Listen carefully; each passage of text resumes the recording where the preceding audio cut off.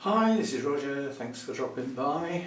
Sunday chat today is wandering around all sorts of things, but in amongst it is a very important subject, and I'm going to start with that so that it's not left till the end and people may not wait that long. Mental health issues. Basically there's workmen going on. There's a house over there that's been empty since I got here actually, and they're doing it up. So there's workmen, and workmen have to shout. They can't walk up to each other and hold a conversation. They have to stand at either end of the house and shout at each other. So there's a fair bit of noise coming from over there. There's tools. I don't know what they're doing over there, obviously I can't see, but I think there's some sanding going on. Perhaps some carpet laying because there's lots of banging and things. But they're doing the place up, presumably either for somebody else or for them to move into. So, new neighbour. It's quite a distance away actually, it's sort of over the back there. Anyway, so that's the noise going on in the background, voices and machinery and tools and stuff. And we may be entertained, because it's been doing it a couple of times today. There's a high performance biplane that's around basically. Now I don't know whether it's practicing for a display or what, but it's incredibly noisy and flying quite low and doing all sorts of manoeuvres and stuff. They're making a lot of row, quite honestly, but so be it. So that's the sort of background noises going on. But over in the bonsai world of YouTube, which is a much smaller world than the orchid world, don't forget, the bonsai YouTubers are quite low in numbers. Ones in the UK even more so, but out of the ones that I'm involved with, there's more in the UK than all of the rest put together, which is the complete opposite of the orchid YouTube world. But anyway, there's a guy over there that has done a video on mental health issues, and irrespective of whether you've got any, had any, or think you might have some, how can you think you might have some? Sorry about that, but the video has been incredibly well put together. It's a bit of a collaboration, so there's other contributors, and quite honestly, if a TV programme had done mental health issues and bonsai, they wouldn't have done it any better. It's a brilliantly put together video. So from that point of view, irrespective of whether you're interested in bonsai, it's putting over the mental health type problems that you can have, especially when it gets into serious depression and things, and what sort of things can help. Not necessarily fix, but help. And it's well worth a watch. I will put a link in the description of my video here over to watch that video. So that's that. It is an important subject. I've I've lost a son recently. Well, that's a serious mental health issue. Not one that you think you might have. It's the real thing. So yeah, I ought to have some. I lost my mum. Lost her brother, so my only remaining uncle, lost me cat, lost me son, and I've got another funeral to go to in a couple of weeks' time, which is my first wife's dad's died. I've known him since I was 16. So, but I haven't got mental health issues. I'm just a bit low, and a bit worried that everything's going on at once. They're called worries. I have some concerns. I've got a few issues I'm dealing with. It's not a mental health problem. Just needs a trendy title nowadays. Anyway, putting that aside, the video is well worth a watch. It's not hours long or anything. It's worth some of your time. And while you're there, for goodness sake, don't forget the old thumbs up. You don't necessarily have to subscribe and everything. I don't want people going over there and never coming back. We can't have that. Anyway, that's that out of the way. As it's Sunday, I've got to do the thank yous and everything for my channel, this channel, which is greatly appreciated, the support that I get. This is the people who support the channel financially, that's the patrons, on the Patreon site, again, link in the description. People who've become a member of the channel, there's a button for that on the video somewhere, I think. I've forgotten how you become a member. You click on something as you're watching it, I do believe. I can't remember now. It's a long time ago I started that. So thank you for those. That's the actual contributions financially, which is greatly appreciated. And especially as the rent's due the end of this month. I dread that coming round, but so be it. Has to be done. It's one of those things. And I'd hate to have to move properties at the moment, which when you rent, there's always that possibility that, you know, the landlord might suddenly decide they're so short of money they're just going to sell up. The income that they get every 3 months is not worth, you know, there's more to be had by selling, if you see what I mean. Mind you, trying to sell a property in the UK at the moment, good luck with that. Nothing much is selling.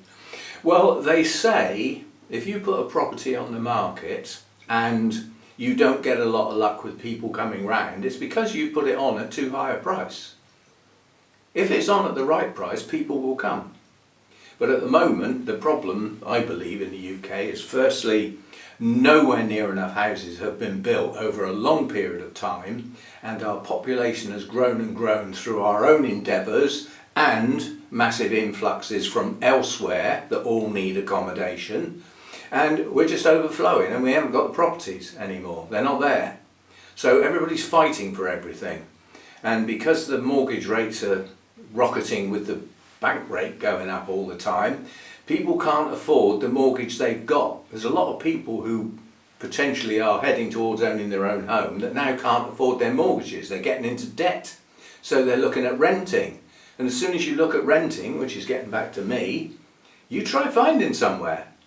For every property that gets put on an estate agent's page, there's 20 people on the phone within 30 seconds.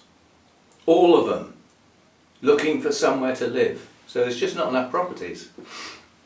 Simple thing. And you can't, oh, the government say, we'll fix that, we're building loads of, no you're not. You haven't got any builders, you're the government. You're not building anything as a government, are you? Be honest. Now there's a thing, honest politicians. That'd be a good thing to have, wouldn't it?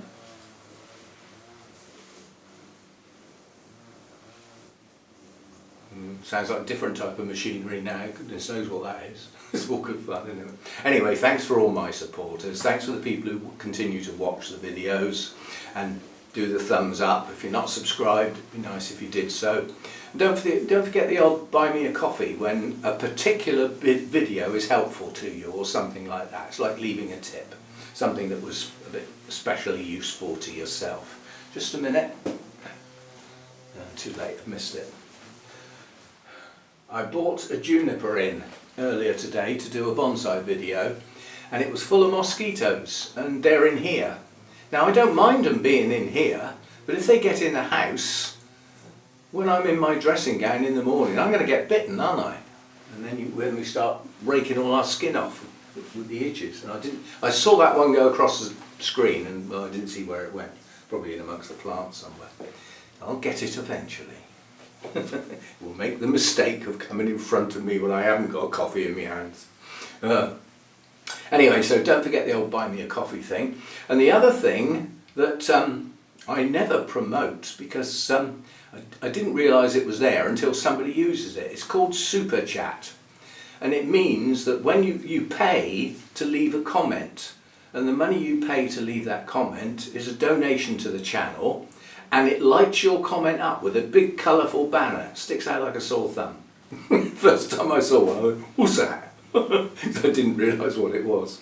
But yeah, there's that as well. So it's another option to do a one-off thing like that. It's good stuff. So anyway, thanks for all the support for the channel, in whichever shape or form it is. And the level of support that is achieved by just watching the videos and letting the adverts run, you'd be surprised how much use that is. It's good stuff. Right, so that's those two things. Next, we have an idea. I obviously haven't got any issues, have I? Because I keep getting ideas. Apparently they get knocked on the head if you've got problems. But yeah, I started the bonsai channel for a reason. It was because quite a few people said that they came here for the orchids. So I've just spotted that mosquito again. I've got coffee in me, I can't. I'll end up throwing coffee over it in a minute. But yeah, I started the bonsai channel because people were saying in comments, so like it's the equivalent of out loud, that they came here for the orchids and that's why they stay. And they have no interest in bonsai. Same sort of comments have come in about the garden. Yeah? So in response to the comments about me starting to film my bonsai on the channel, I set up the bonsai channel. And you good people from the orchid world did me a real big favour and went over to the bonsai channel and subscribed to get my numbers up so that I could monetize it to get a few more pennies. And it is pennies, trust me. It's not climbing at the sort of rate the orchid channel does, and it never will, not in the bonsai world. It's a small world and a relatively small community. There aren't thousands and thousands of subscribers available for that channel. They're just not there. So, however, there's another side to Roger's stuff. It's out there, the other side of that glass. It's Roger's garden. Now, gardening is a whole different thing. The interest in gardening is colossal. If you think about like Rachel's channel, I mean, I've been following Rachel since my early days on YouTube, and how it went from nothing more than an orchid channel with an odd look around the garden to being nearly all about not only her own garden, but gardens she visits.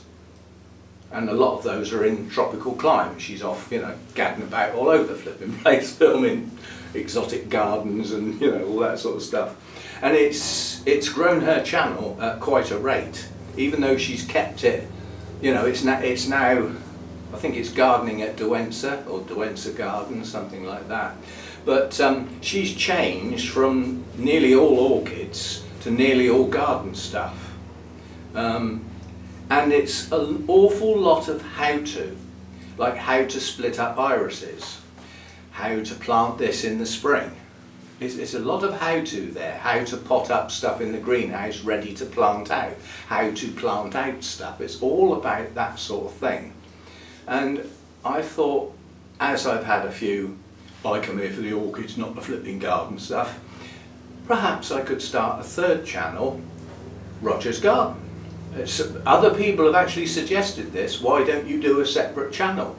Well, the reason I didn't want to follow that path was, this was before the bonsai channel kicked off, was getting a channel started is flipping hard work. You put the effort and everything into the videos for no return, either financially or, you know, in a reward of numbers of views and comments and things. You do, you know, you might do 2 or 3 hours work to put a 20-minute video together with editing and, you know, deciding what to film, what to say, and then, like I say, you post it lunchtime or something like that. You get up the next morning and hurry down to your computer, and, you know, you've got 10 views and 2 likes, and you think, why do I bother? But you have to. If you don't bother, it will never grow.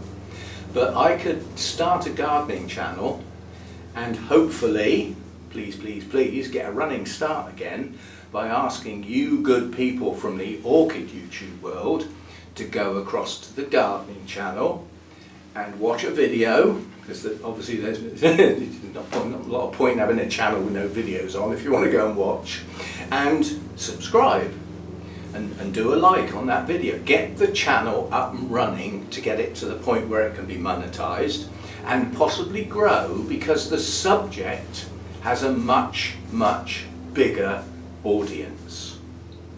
The bonsai world hasn't got that big audience. So it's always going to be difficult to get a channel in the bonsai world. I mean, unless you're somebody like Peter Chan, who's got, you know, a world-renowned nursery, has written books. It's a famous person in the bonsai world. big cheese, even though he's only that high, if you see what I mean. So when he starts a YouTube channel, it rockets. But not many people can do that. I certainly can't. So we start a gardening channel, and what did I do with the bonsai channel when I first started it? I went back through my orchid channel, picked up a few videos and took them across.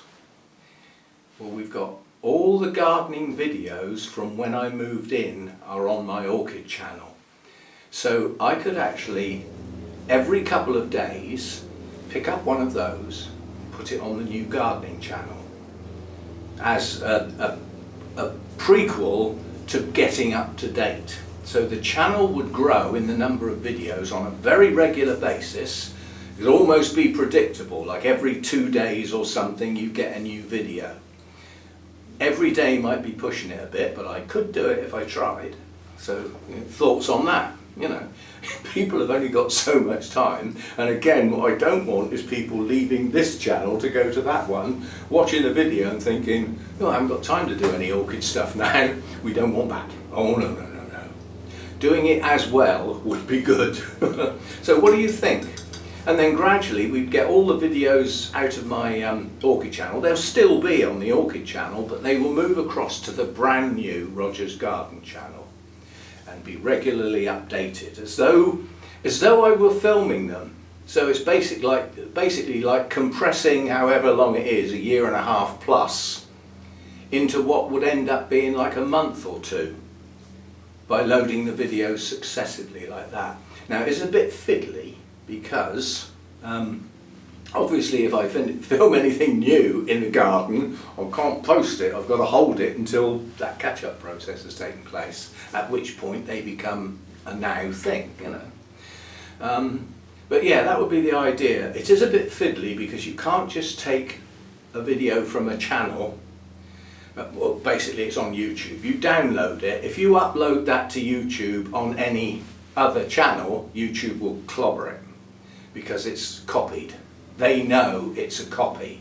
So I have to download it, and then I have to edit it. I have to bring it into my editing software and put an introduction on the front or something. Yeah? And if it's one with music on, I could possibly change the music track. Once I've downloaded it, I can separate it, put a different bit. But I'd have to change it in some way so that when I uploaded it onto the new gardening channel, it's not the same as the one that's already on YouTube. Otherwise they just clobber it. I found that out the hard way with the bonsai channel. So I know it would happen. But anyway, that's an idea to get another channel going that has got more opportunity to grow than the bonsai one will ever have, because it's a subject that more people are interested in. Messing about with shrubs, planting bulbs, looking at things growing, you know, pruning, all the sort of things that go on in the garden. And I mean, this one's been pretty hard work from the word go. There's been a lot of work put in. There's still work to do. Right, so that's out of the way. So far, not an orchid been mentioned. You still here? I come here for the orchids. I'm not interested in all that stuff. I wonder. Right, I need a quick look at the battery. No, we're okay. When I was filming the bonsai video earlier today, I had the dreaded beep on the camera that says your battery hasn't got long to go. And I thought, oh, hell's bells, I've still got the orchid video to do yet. So I put it straight on charge, which is why I'm filming quite late today, because I had to wait for the battery to charge up. I could use one of the backup batteries, but they really don't last long, so I'd end up running out again. So I thought we'll charge it up for a while and hopefully have enough to finish today. Right, orchids to show you. Yeah, I think I will. I'm going to get this one out. It's a bit fiddly because it's got two others in. Well, it's got one other in front of it that I will need to move, or I will knock it over. And we'll have a look at the She-Log Tolkien. Now, when this started chucking up its first spike, I was pleased. And then it started another one. I was very pleased. And then it chucked another 2 more up, so we have 4 spikes. Now, what we've got is a Brassica type orchid. It's It's not a pure brassia, there's something else in it. Bratonia, so it's got Miltonia in it, so it's a brassia crossed with a Miltonia. Both of the elements of this may well be hybrids within their own right. That's irrelevant. So Bratonia crossed between a brassia and a Miltonia. They used to be called Miltassias. So the tassia was, the assia on the end was obviously the brassia bit, but the milt on the front was ambiguous. Did it mean Miltonia or Miltoniopsis? So by twisting them round the other way, the word now ends with onia, tonia, which can only be Miltonia. There is no other orchid genus that ends like that. And there isn't one that starts with brass either. So we've now got Bratonia, which makes far more sense. And that's what they look like. Spider orchids, but because of the combination with the Miltonia, the spideriness has been sort of taken away, because on brassias the petals and sepals can be huge. You know, it can be 10 inches across from top to bottom. But the Miltonia has reduced them down to a more compact form.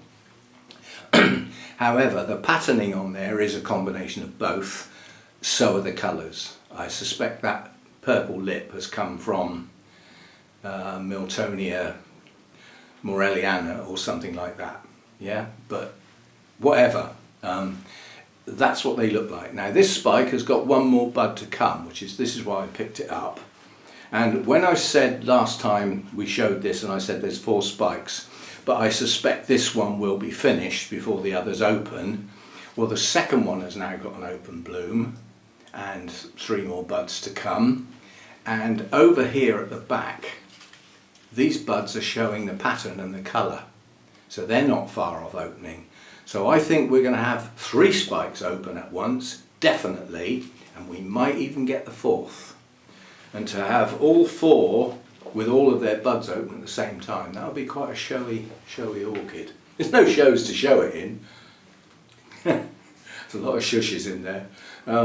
But yeah, the only problem with this at the moment, there is a single deformed flower, and that could have been lack of hydration, but these 3 are fused at the base, they haven't separated. Now, I don't want to tear them, but yeah, they're joined. They didn't open up as they should do, like that. Anyway, that's some Shelob Tolkien.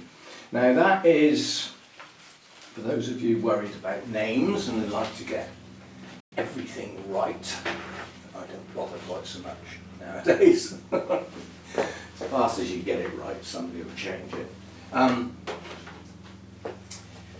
The way that is named, it's Bratonia Shelob. And it's the variety Tolkien.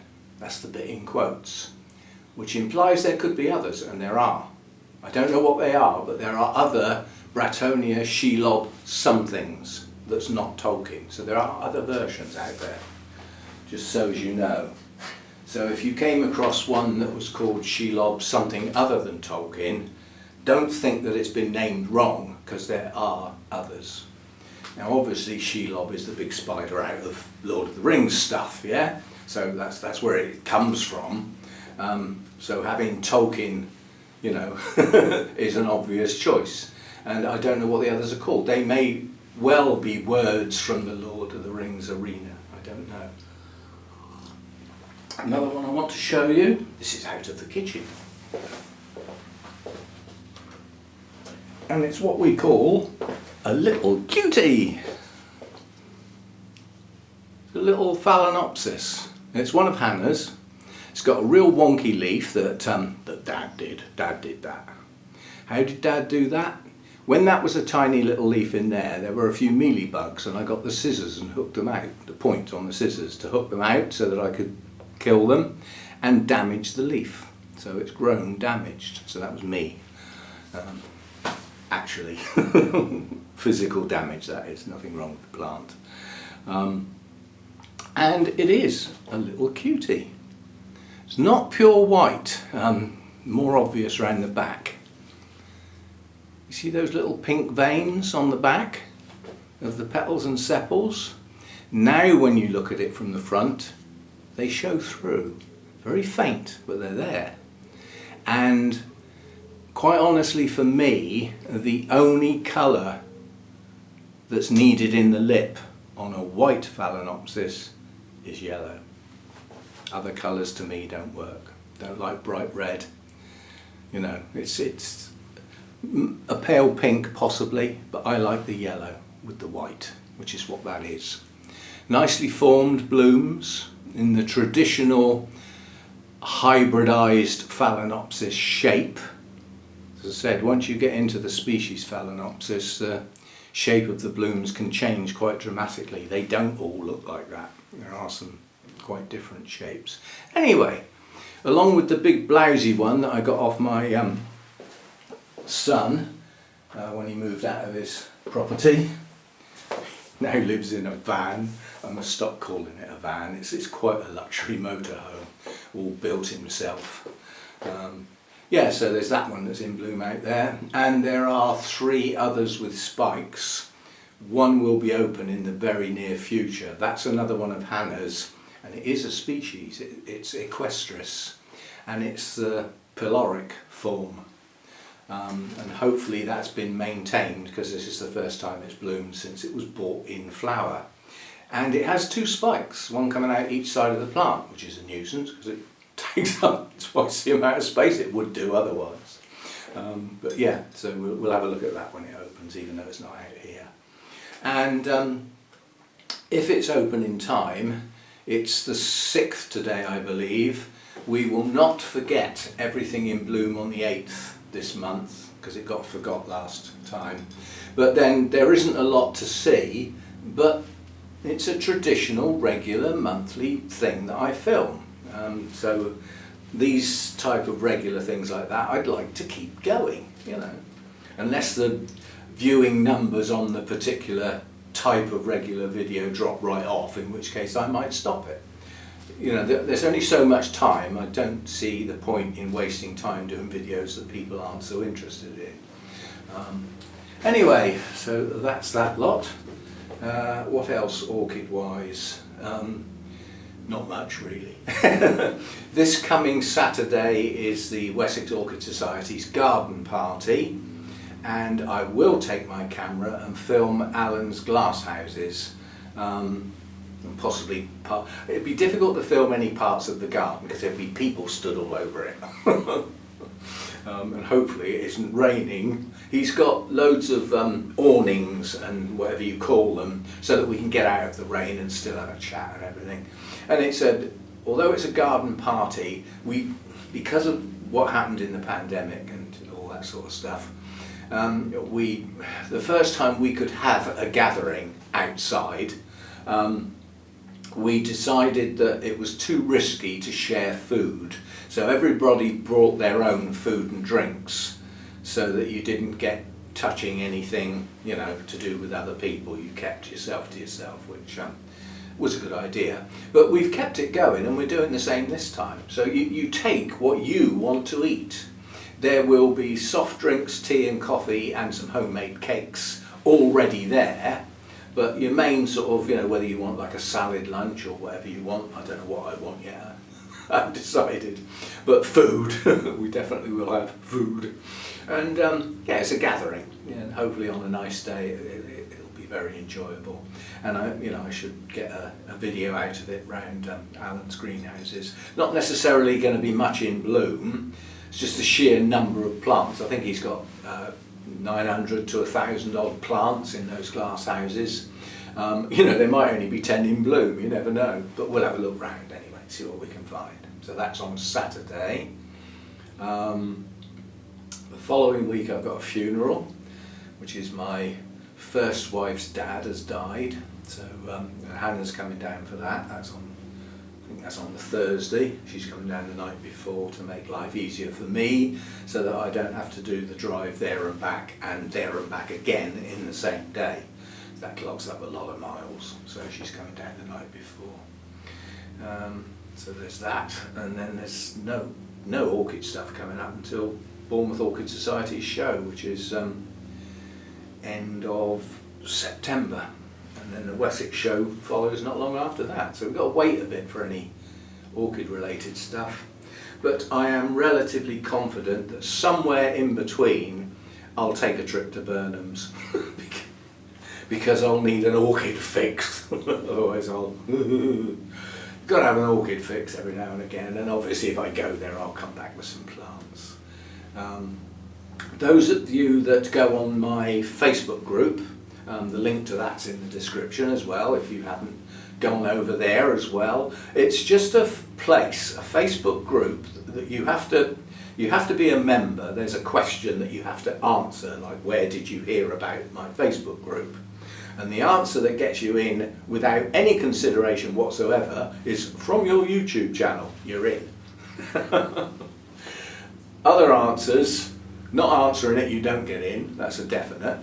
And vague answers, I mean I've had quite a few people applied to join other Facebook group, and then you look and they've got 2,000 friends and they're a member of 790 groups. What contribution are they going to make? Zero. So they don't get in. They're just collecting stuff, they just want the big numbers. They're not really interested in being part of anything. But anyway, I started that up as a place to be able to put pictures, because people kept saying, I've got a problem with this orchid, and I would reply, it's difficult to say without seeing the plant. So we set up the Facebook group. There's now, it's like a forum for orchid people to share their blooms and their problems and thoughts and things like that. And it's become like a community that's self-contained. I don't get involved. I hardly ever post anything over there. I ought to join in more often. But basically I go to support it, to maintain it every day. So if you join and you get accepted to join, you can post some pictures of your latest blooms or something like that, or a visit to an orchid place. You have to be in this country, you know. You might have visited might be part of the European Union, and you've been to one of the big, German nurseries or something like that, like Schwerter's or something, and you've taken some pictures. Get them up there and share them. That's what it's all about. And there are some very good growers in amongst the people there. So if you do have a problem with a plant that you can't resolve or don't know what the problem is, get some decent detailed pictures, post them up there, and you will get a shed load of help from people who do know what they're talking about, that aren't me. I very rarely comment. I left a comment this morning because a guy, I sold quite a few plants to Sean, you've probably heard me mention, and he had my Orangus mysticidii. Now he had one and I kept the other one. Mine died along with all my other Orangus apart from one. I'll show you that one in a minute. But his has just come into bloom with 2 spikes, so he's posted a very short video of that on the Facebook group. Roger, you might recognise this, so there's a bit of interaction back to me, but all I do is I have a look in the morning to see if there's any posts, because they get held. You can't put anything direct onto the group. It's held for admin to deal with, and I'm the only admin, so I have to deal with it. And basically I just approve the post and then it appears. So that's how that group works. But it's a place where pictures and short videos can go, but mainly pictures. So that's what that's all about, and the link to that is in the description. I very rarely promote that, but as I said, it just, sometimes there is a full circle there, because I'd have done a video of the plants going to Sean, and now one's come back showing it in bloom, so gone full circle. We like that sort of thing. So it's good stuff. Right, my only remaining Orangus, because all of mine just rotted and died, is the one with the really long name. And it currently has 3 spikes. The end of each spike has blasted, but there are some buds showing. Now these are tiny flowers when they open, but they're one of the very, very few Orangus blooms that have colour. Normally they're white through straw colours, through pale greens, sometimes some pale yellows, but they are pale colours because they're night fragrant, pollinated by moths. So they don't need bright colours, they serve no purpose. But this one has a bright orange centre. I'll put a pop-up. But yes, it's got some spikes, but it's not growing as well as it should. But then if all the other Orangus died, it's probably only just hanging on. But at least it's spiked. And it has some new growths down in here. There's quite a few plants on that. I think that just was a handful that came out of a flask and got plonked in a pot together. Anyway, not dead yet, as they say. Be interesting to see those blooms again. They are very attractive but tiny compared with some other Orangus blooms. None of the Orangus blooms are huge, but some are what you would call medium size. They all have a similar look. Very long spur out the back, the nectar spur. Yeah, so that's that. The only other thing I've got that's not open yet, that will be soon, that will be a nice splash of colour, is this one. I wonder what colour that will be then. This bud's just cracking, so it will be open soon. And this is Cheyenne, Oncidium Cheyenne. And it's one that put up a new growth that was two growths fused together that went very wrong. Well, it's doing it again. There's two growths in there. Whether they're going to separate and progress, I really don't know, but there's something is genetically wrong with this plant. In its construction, possibly through the cloning process, something's gone wrong with the makeup of this, and it just doesn't grow proper growths. It has trouble pushing up the new growth. It's got some roots. It's got roots. It's been repotted not too long ago. And yeah, anyway, that'll be open soon. That's a nice splash of red. I think there's some yellow in there as well. That'll be good. So you know I like my reds, and I haven't got much of it. I haven't got much of it at all, really. Now my Oncidium Sherry baby that's sitting here was covered in whitefly aphids this morning when I looked at it. What brought it to my attention was a shiny leaf. And I thought, why is that leaf wet? Well, it wasn't wet, it was covered with the sticky honeydew that those lot produce. So basically, as I picked it up, the spike that was arching that way literally swung out like that. I thought, it's going to snap. I grabbed it quickly and I've sort of brought it over and clipped it to the other spike. That's why it looks a bit all squashed up. And then I mixed up some of that SB some or other plant invigorator, soapy wash stuff anyway, harmless to wildlife and stuff, and took the plant outside and absolutely soaked it. Top side, bottom side, and both sides of all the blooms. So hopefully it's decked them. They were also on this little Oncidium as well, so I did him as well, but the blooms are going over on that. They're only there for another couple of days. Then it'll be gone. This beauty hiding here, my Dendrobium Hercoglossum, still some buds to come. It's doing a very staggered blooming this year, no mass blooming at all. And I thought I was losing the plant, but 1, 2, 3, 4, 5, 6, there's 7 or 8 new canes now growing because it's been potted. It's got more moisture around the few good roots it had, which weren't many, and it's coming into growth. Last year I only had a couple of new canes on this and they rotted off. So I had no successful new canes.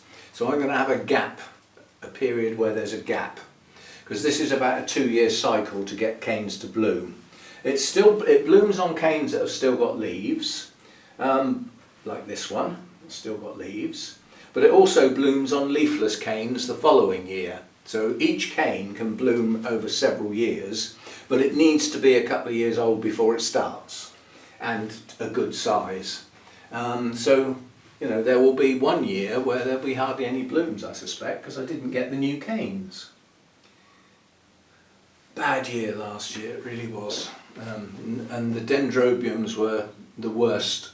They suffered the worst. I lost quite a few of my black hair types. The ones I've got left are stonking away, and I think the main difference that's obviously visible is the fact they no longer have scale.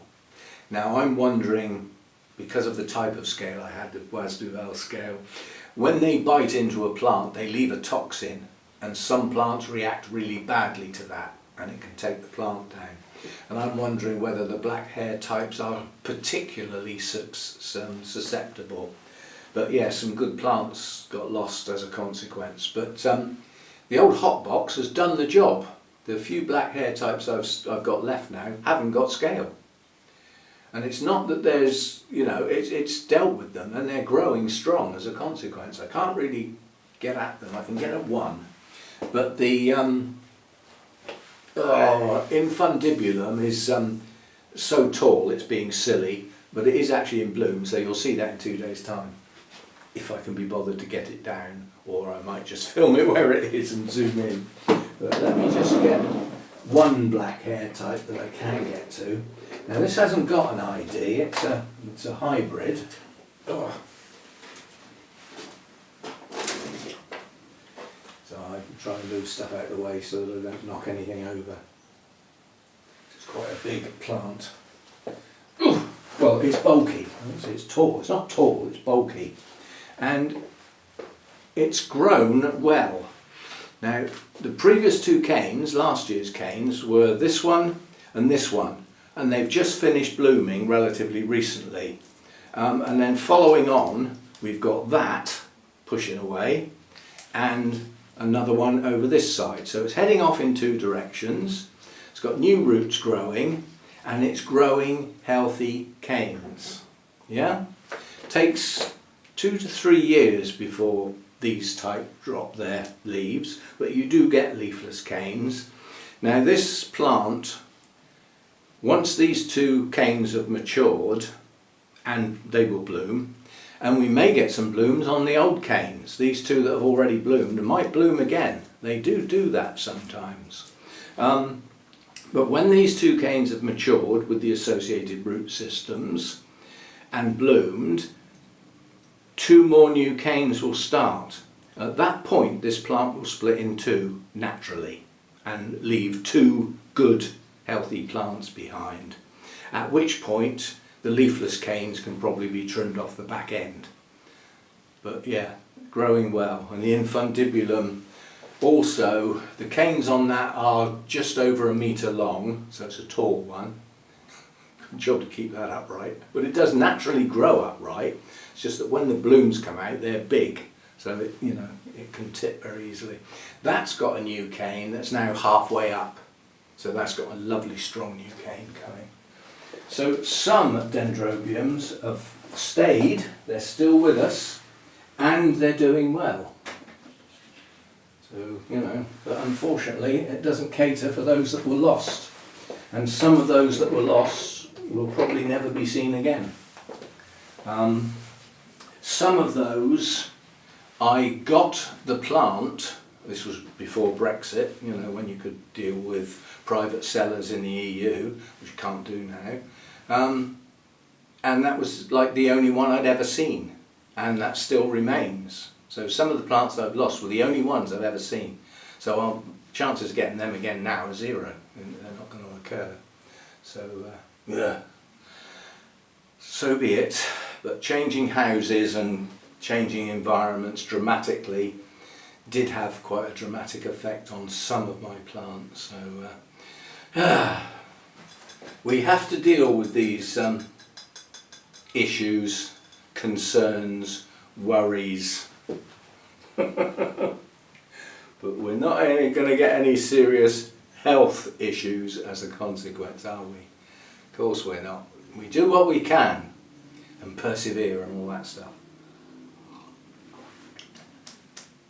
Chin up, as they say. Right, a video that I will do tomorrow. I'm going to take a risk. Oh, I know I haven't told you. Now, I'll take a risk. We'll come back to that sentence when I've done this circle. Yesterday you didn't get a video. You want to know why? I'll tell you why. Because I wanted to do something relatively quickly, I thought, I know what, let's do an impromptu live broadcast. Just stick the phone on the tripod and just do it. Nothing's ever that easy, is it? I spent probably 3 hours plus. I'm very pleased there weren't any hammers near me or any very heavy objects near me, because boy did I get in a tiz. I didn't have any health issues, I just got in a serious tiz, because this is technology that worked last time I used it, and it would not flipping work. And the last time we did the live stuff, I did a test, and we were stuck in portrait mode, and I couldn't get it to rotate round to the normal sort of thing, for the normal YouTube shape, not shorts, the normal video shape that looks good on your telly and all that sort of stuff. And I couldn't get it to work. So when I eventually did the proper live broadcast, I had fixed it. What I didn't do was make a note of how I fixed it. So we spent nearly all yesterday afternoon, to the point where at the end of it, when I did get it working again, there was no way I was going to film anything. If I'd gone live then, you'd probably never come back to the channel again. I was in such a mood. Ooh. Anyway, what it is my mind. I've worked in IT for a lot of my life, but it's all computer based, and then moved on to laptops. I was big mainframes in the early days, but so that's where my mindset works.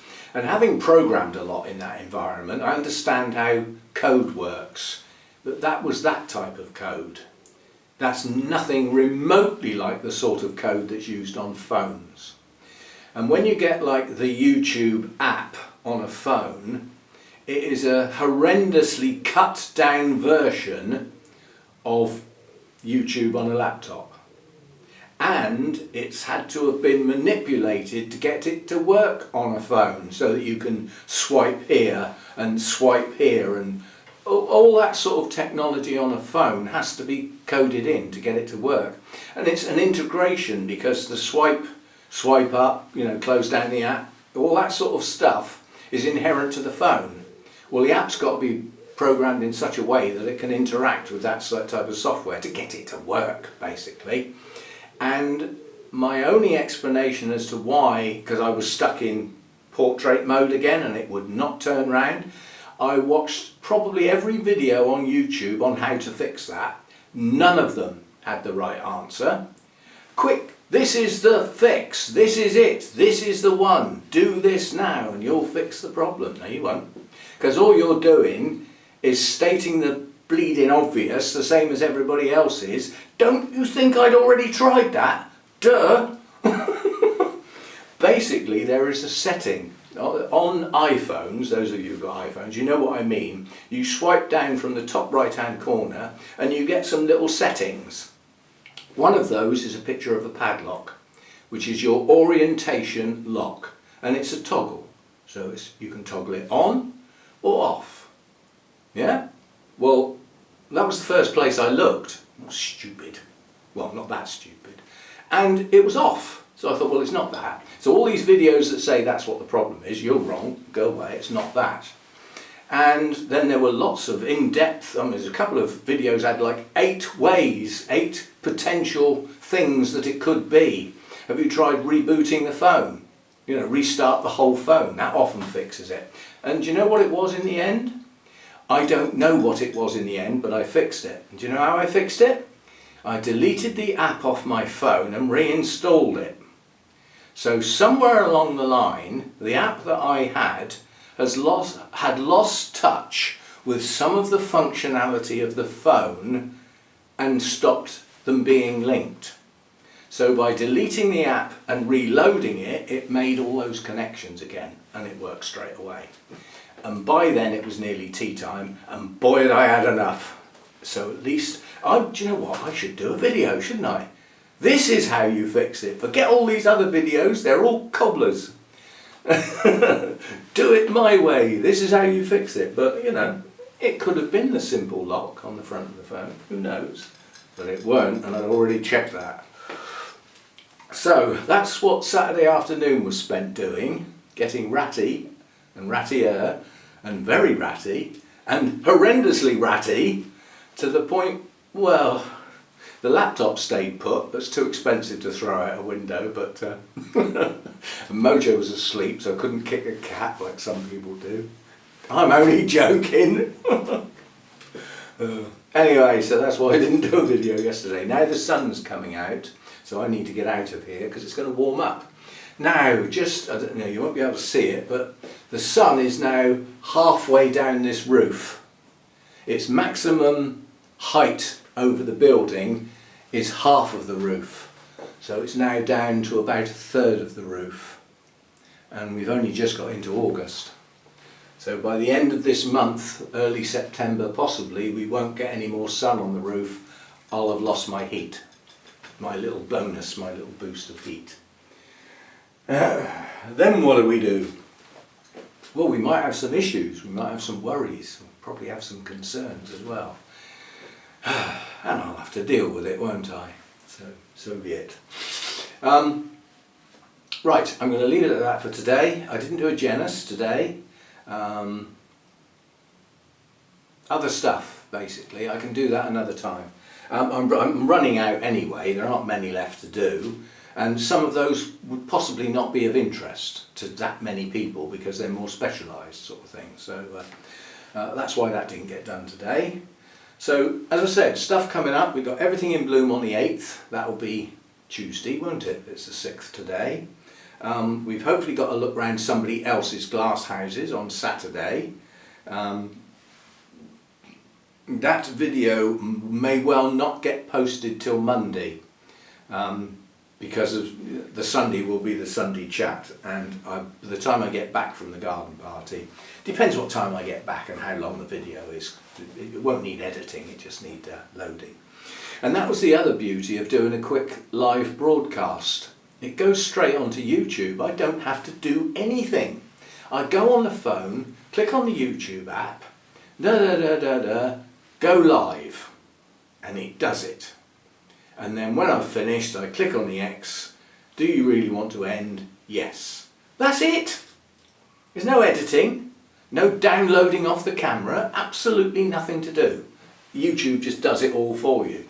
Now, okay, you lose control because I can't do an edit. I can't do a pop-up in the middle of the video and all that sort of stuff. Can't suddenly go and get a photo of the blooms that I've taken 2 years ago. All those options go out the window.